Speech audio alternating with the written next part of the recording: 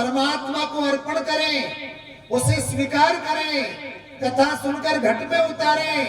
सब समस्या का समाधान रामचरितमानस करती है। आपकी कोई समस्या नहीं जिसका समाधान नहीं होगा।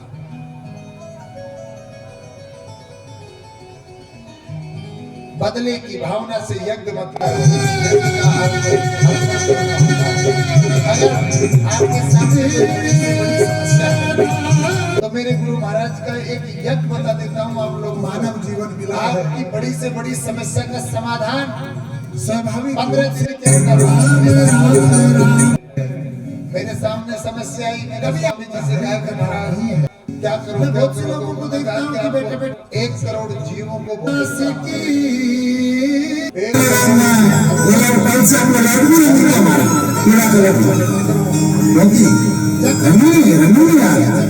बनाएंगे, बढ़िया कपड़े पहनेंगे, लोग कहेंगे पंडित जी बता रहे आओ रोक दो। लेकिन सावधान, किसी के पग पकड़ने से पहले पास में पॉलिसी है, बिठा करके जंगल में जाकर के अहंकार घमंड 1.5 फीट का गड्ढा और संत को लेकर देना। संत भूखा, फिर उसके ऊपर खूब झाड़ने पड़ना, उसको झाड़ना और माया और अभिमान को छोड़ करके जाने के बाद में तो 15 दिन बाद जाकर के देखना। और किसी को भेंट चढ़ा देते हो, मैंने इच्छा दिखाने की एक सत्कर्म है, तो उसमें करोड़ों चीटियां और 15 दिन में साफ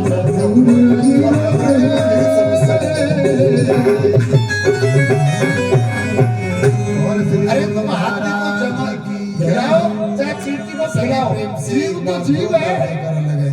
बोली शंकर बोले बराबर ही देगी। इसलिए यज्ञ करने का सिस्टम गुरु महाराज सरल से सरल, जितना बड़ा आदमी होगा उतना बड़ा यज्ञ, जितना छोटा होगा उतना गजब का यज्ञ। जग जननी मां सती का हम कर सकते हैं और हमारी दुविधा का समाधान कर सकते हैं। ऐसा करना चाहिए। हम जो दुखता करते हैं बालाजी के सोमनी, माता जी के सोमनी, ये तो करके उन्हें करिए तो मैं भी करूँ, और जिम को पुन आ रहे तुमको मालूम है, मैं जिम पे भी आ रहे, जिम को तू खा रहे हो, दूसरे को तो आप भी नहीं खिलाओगे। मैंने भगवान सिंह जी सती के वियोग में बाहर से आया, ये हमारा प्रोग्राम इधर जा, इधर नहीं भटकते रहे, जीवने नहीं देते। कोई कुत्ता जाए तो पत्थर की मारते हैं, जबकि राजा दक्ष ने यज्ञ करवाया और यज्ञ में विघ्न आया। देव जी बैठे बैठे टक्कर बना रहे हैं। यज्ञ एक सत्कर्म है, कर्णकुटी के आगे छोटा सा चूल्हा है, धुआं है, उसी पे। और अगर सत्कर्म में विघ्न आए और भगवान ने बैकुंठ से देखा मेरा भक्त टक्कर क्या गजब के टक्कर, तो शंका होती कि ऐसा क्यों? भगवान की लालसा जगी, इच्छा हुई कि मैं भी थोड़ा सा, इसका कारण ये रहा भगवान ने कि राजा दक्ष ने जो यज्ञ किया है, थोड़ा इंतजार करना, मैं अभी आता हूँ। वो मुक्ति के लिए नहीं, उसने अहंकार घमंड में आकर के और भगवान शिव जी को नीचा दिखाने के लिए ही यज्ञ किया। नंगे पैर आकर के विचार करने लगे, ऐसे नामदेव जी टक्कर। और कोई भी आदमी बदले की भावना से अगर सत्कर्म भी करता है तो उस सत्कर्म के शुभ फल नहीं लगता है। काला कुत्ता बन करके धीरे धीरे धीरे धीरे पहुंचे। इसलिए कभी भी जीवन में बदले की भावना से कोई शुभ कर्म नहीं करना चाहिए। क्योंकि नामदेव की निगाह चूकी और भगवान ने पैर तक कटवाए। अशुभ कर्म की अशुभ गति अशुभ पावे वास, तमोगुण अधिक विभू माया सोई जीव कहावे, सत्वगुण अधिक विभू माया प्रकट जीव पद पावे। अब भगवान आगे शुभ कर्मों की शुभ जंगल में चलेगी, नाम की खाने नहीं दूंगा जब तक यज्ञ करो। अगर बदले की भावना से करोगे तो उसमें अशुभ फल लगेगा। मेरे सामने कभी भी किसी को देख करके कृष्ण बदले की भावना से कोई काम नहीं करना। रामचरितमानस ये भक्तों के भाव है, ये है भक्तों के। यज्ञ किसे कहते हैं? चरितार्थ भक्तमाल को पढ़ करके देखिए, यज्ञ का अर्थ क्या है? भक्तों ने क्या क्या कर रामचरितमानस का यज्ञ बड़ा अद्भुत है साहब। वैसे तो रामचरितमानस यज्ञ करने की मना करती है कि यज्ञ नहीं करना चाहिए। रामचरितमानस गजब ग्रंथ है साहब। झूठ पे कहीं भी यज्ञ नहीं होता है रामचरितमानस में। वो जो यज्ञ होते हैं उनको राम जी विध्वंस करवा देते हैं। बोलने का ध्यान नहीं, बैठने का ध्यान नहीं, चलने का ध्यान, इसलिए हम दुखी हो जाते हैं। छोटी छोटे यज्ञ का अर्थ से बड़े बड़े पाप कर घी होना, कभी विचार क्या करें? सांकल्य डालना, कुंड बनाना, बदले उस की पर भावना से बैठना, मंत्र बोल करके स्वाहा करना, प्रजापति दक्ष का यज्ञ विध्वंस। ऐसा अर्थ रामचरितमानस नहीं बताता है। अब इसमें मैं भी क्या करूं सर? सती का मरण हुआ, रामचरितमानस कहता है कि यज्ञ का का अर्थ जन्म होता है हिमाचल अर्पण किया हुआ।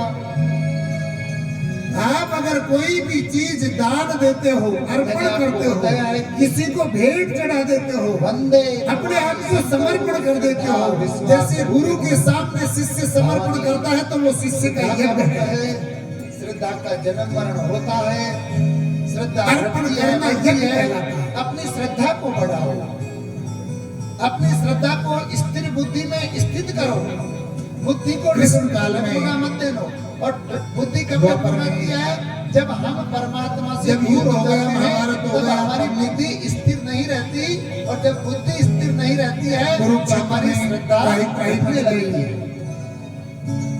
इसलिए परमात्मा युधिष्ठिर को राजा बनाया गया, रमने की लगातार उसी से अभ्यास करो। सती यज्ञ में कृष्ण का ये मानना था कि यज्ञ जब पूर्ण होगा तब अपने आप झालर शंख बजने लग जाएंगे।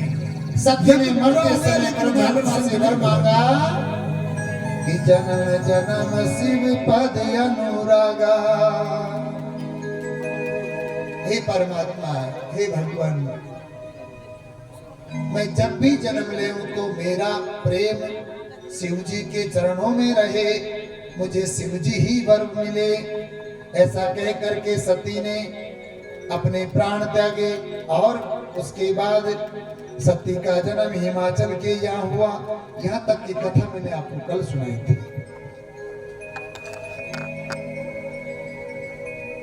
एक प्रसंग आता है कि आखिरकार सती का जन्म हिमाचल के यहाँ क्यों हुआ? हिमाचल का मतलब होता है हिम धन अचल। अचल का मतलब स्थिर, जो चलता नहीं है, जो स्थिर है। स्थिर आदमी के घर में जब श्रद्धा जन्म लेगी तब जाकर के वो बड़ी होगी, और तब जाकर के वो फल देगी। इसलिए हमको हिमवंत की तरह होना चाहिए, तब जाकर के हमारी श्रद्धा मजबूत बनेगी। पार्वती का जन्म होते ही नारद जी को पता चला कि पार्वती का जन्म हुआ है। नारद समाचार जब पाए, कौतुक ही गिर गए है सिधाए। नारद जी ने जब समाचार सुने तो कौतुकवश अचानक नारद जी हिमाचल के घर पर पधारे आए। शैलराज बड़े आदर कीना, पद पखारी बड़े आसन दीना। शैलराज हिमाचल ने नारद जी का बड़े भाव के साथ सम्मान किया, आसन पर बिठाया और चरण धोए। संतों के चरण धोकर के पीने से आदमी के हृदय के पाप मिटते हैं, ऐसा सुना है। हिमाचल की रानी मैना सहित नारद जी का पूजन किया, और नारद जी का पूजन करके और फिर हिमाचल ने नारद जी से कहा कि त्रिकालज्ञ सर्वज्ञ तुम गति सर्वत्र तुम्हारी, कहूं सुता के दोष गुणा, मुनिवर हृदय विचार। हे नारद जी महाराज, आप सर्वत्र घूमने वाले हो, आप त्रिलोक के जानने वाले हो, तीनों लोकों का भान आपको है। हमारे एक सुता हुई है, हमारे एक बेटी पैदा हुई है, आप उस बेटी को देखें और उसके गुण दोषों का बखान करें।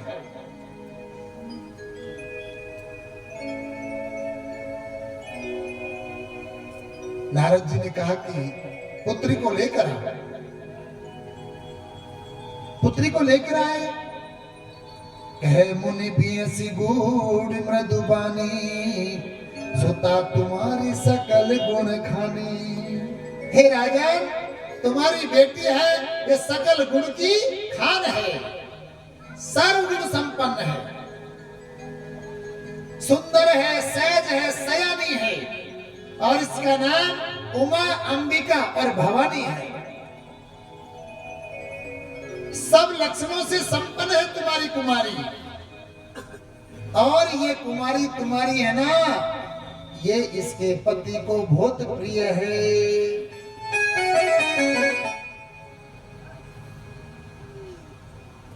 इसका पति इसको बहुत प्रेम करेगा और ये इसके पति को बहुत प्रेम करेगी, ऐसा भी इसकी हस्तरेखाओं में है।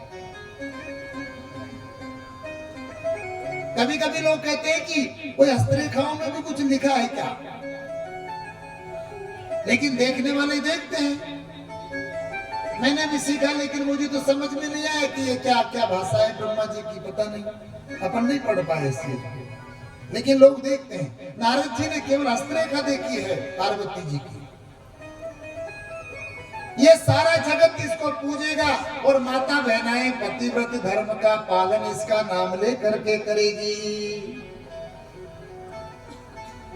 ऐसी तुम्हारी बेटी है। सभी प्रकार से तुम्हारी बेटी सुलक्षणा है, लेकिन इसमें एक दो अवगुण है। अब किसी से भी आप पूछोगे तो वो, कोई भी पंडित जी से पूछो तो पहले तो वो अच्छी अच्छी बात बताएगा, उसके बाद में फिर बुरी बात कहेगा। ऐसे ही नारद जी ने पहले बढ़िया बढ़िया कहा और उसके बाद में कहा कि इसमें एक दो अवगुण भी है। कहीं कि अगुण अमान मातु पतुहीना, उदासीन सब संशय सीछीना। इसका जो पति है उसमें कोई गुण नहीं है, वो अगुण्य है, उसका कोई मान नहीं, और जो इसका पति होगा उसके माता पिता भी नहीं होंगे, ऐसा पति मिलेगा। जोगी होगा, जटिल होगा, अकामी होगा, और अमंगल वेश धारण करने वाला, यानी कि वो मृगछाला पहनने वाला या वल्कल धारण करने वाला या नगन होगा। ऐसी इसकी हस्तरेखा कहती है।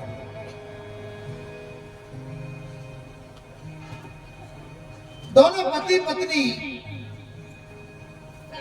संशय में पड़ गए। मैना की आंखों से आंसू बहने लगा कि मेरी सुंदर कन्या को ऐसा वर मिलेगा।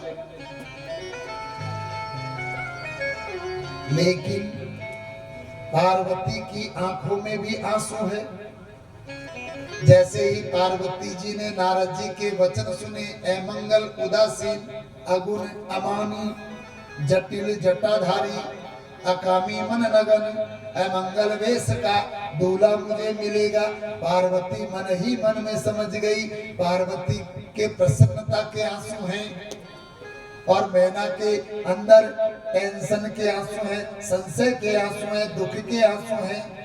आंसू आंसू में भेद है, प्रसन्नता में भी आंसू आते हैं और दुख में भी आंसू आते हैं।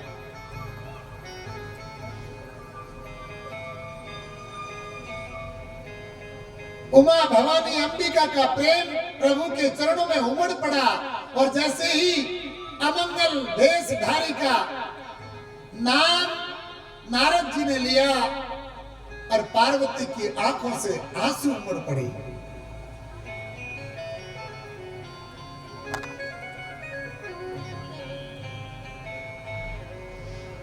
मैना ने कहा, नारद जी महाराज, मेरी सुंदर बेटी को ऐसा वर मिलेगा?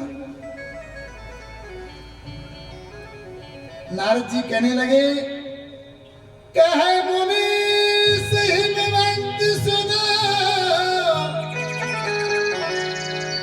जो विधि लिखा लीलारे,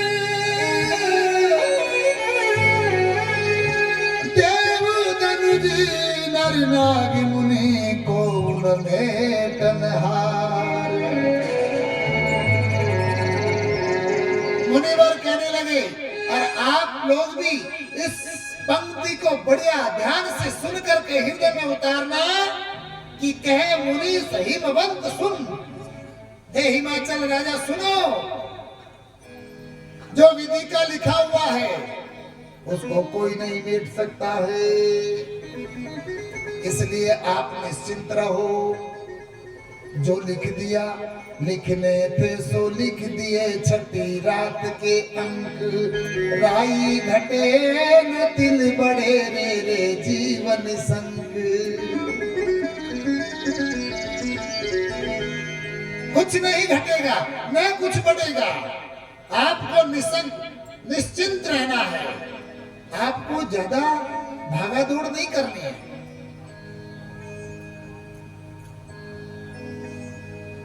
विधि का लिखा हुआ कोई नहीं टाल सकता, पर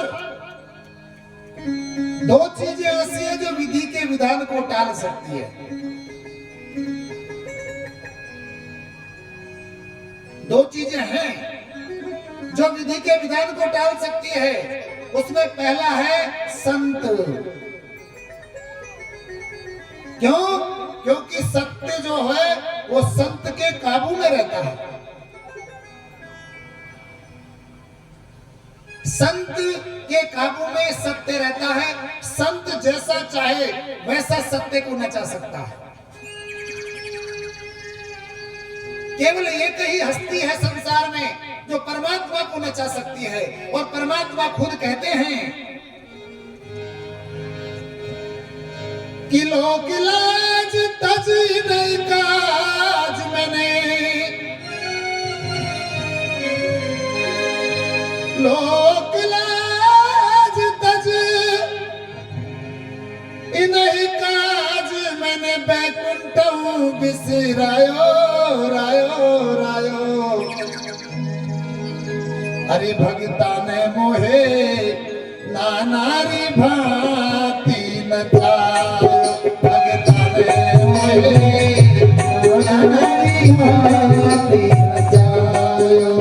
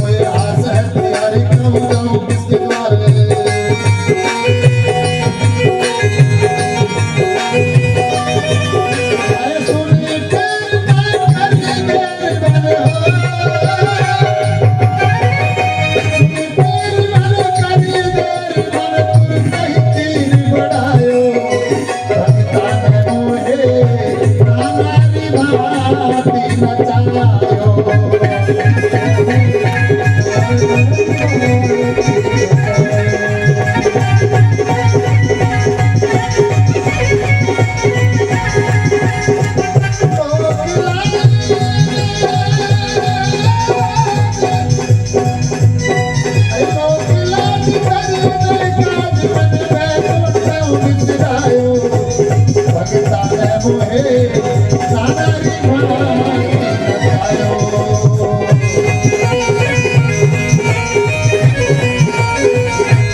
अरे जाने मोरे नारी भाई नचा। बोल भोलेनाथ की जय हो। नाचते हैं साहब, नचा करके देखो उसे। संतों के आगे भगवान नाचते हैं और नचाया है। गज और ग्रहा लड़े जल भीतर, जब वो लड़े तब पुकारा, दौड़े आए गरुड़ को विचारे, नंगे पैर चढ़ गए। द्रौपदी ने जब पुकारे लाज राखी गन की, और द्रौपदी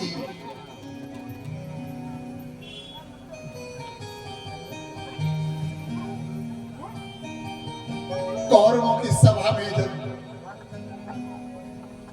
पांडव द्रौपदी को दांव पर लगा देते हैं,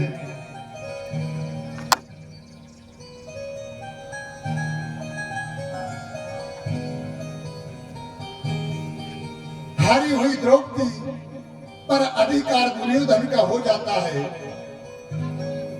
एक सभा का आयोजन करवाया गया दुर्योधन के द्वारा। उसमें पांडव भी है, कृष्ण भी है, भीष्म पितामह है, द्रोणाचार्य, कृपाचार्य, सारे गुरुजन है। दुर्योधन ने कहा कि आज बदला लेने का मौका है। दुशासन आज द्रौपदी को इस भरी सभा में निवस्त्र करके दिखाना है, तब मेरा हृदय शांत होगा, तब मेरे मन को सपन मिलेगा।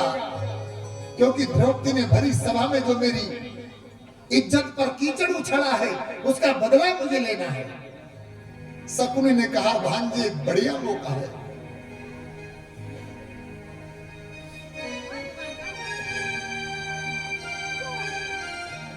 और द्रौपदी के केस पकड़कर जब दुशासन खींचता है, द्रौपदी ने कहा रे पापी,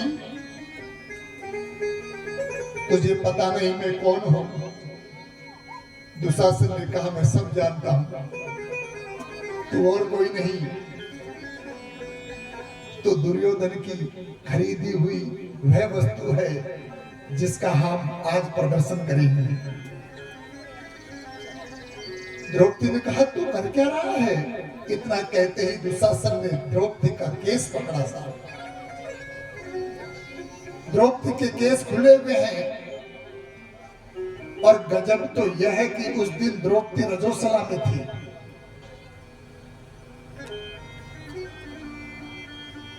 और द्रौपदी ने केवल एक वस्त्र धारण कर रखा था रजोसला की वजह से। केस पकड़कर खींचता हुआ दुशासन भरी सभा में आया, तो ये समझना कि कार्य पापी रोग अभी मेरे पति देवों को पता चलेगा, तेरी बोटी बोटी करके कुत्तों को डाल देंगे। वो आप परमात्मा का स्मरण करें, और स्मरण और भजन क्या है? कहा कि मैं वही दिखाने जा रहा हूँ। अब रुकना मुझे पड़ेगा और तेरे पतियों को पड़ेगा।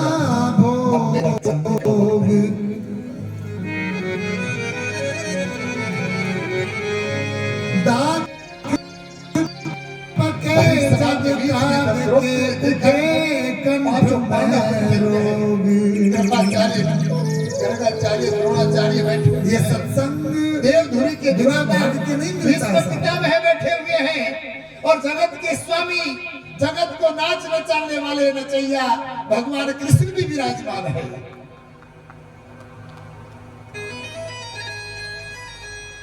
द्रौपदी ने युधिष्ठिर की तरफ देखा और कहा कि पतिदेव, इस पापी की औकात देखो।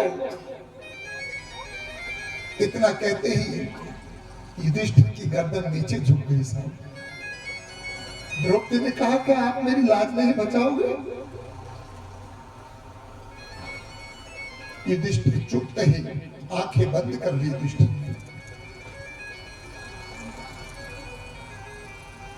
भीम को क्रोध आया, भीम ने गदा को पकड़ा और मन किया भीम ने कि एक गदा में दुशासन को पाताल पहुंचा दूं। लेकिन भीम का हाथ युधिष्ठिर ने पकड़ लिया।